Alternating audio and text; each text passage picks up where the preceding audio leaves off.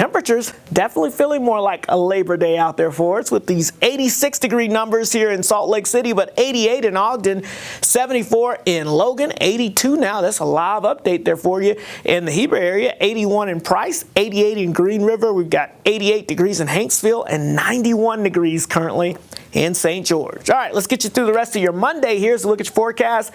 High temperatures, upper 80s and low 90s across most of the state. So, yes, it's going to be a few degrees above average. Yes, it's going to be toasty. Yes, you will need that sunscreen, SPF 15 or greater. UV index very high today. Otherwise, it's going to be hot. Mid-90s as you get towards Moab. And, yeah, we're talking triple digits once again in lower Washington County. All right, let's look ahead here with your weather pattern. That high-pressure ridge situated over the western half of the country, sending the storm systems up to our north. This high-pressure ridge actually expands back to the north and west in the coming days. That's going to send a whole bunch of heat here to the west, and it's going to send a bunch of chilly air off towards our east. So what goes up must come down, and we're going to see that take place in the weather pattern, the seesaw effect across the country as we go throughout this week. But for us, we stay on the warm side, but we start to sneak in a little moisture and some slightly cooler temperatures with that southwesterly flow as we get towards, let's say, the second half of the week there.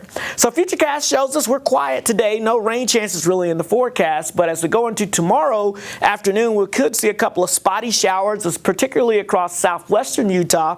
And then as we go into your Wednesday afternoon, I think a little better chance for areas south of I-70 as we slowly start to increase the moisture levels and we start to bump up the rain chances. So southwest Utah, look at this. I've got scattered storms ramping up, especially by the time we get towards the end of the work week heading into the weekend. And even in northern Utah, a couple of isolated storms along the Wasatch Front by the time we head towards the weekend. So yeah, looking at the maps here, we have the potential of seeing some measurable precipitation back into the state again by the middle and latter half of the week. And that could lead to a wetter pattern overall heading into next week, as well as we're looking at overall wetter than average conditions, but sadly also warmer than average conditions. So we may knock it back a little bit with the heat, but it's still going to stay on the warm side. 102 for your Monday in St. George with, again, sunshine, but we introduce rain chances tomorrow, ramping them up through the rest of the week, heading into the upcoming weekend with the Wasatch Front. Hot conditions through the week, then cooling down by the weekend with isolated storms. Guys?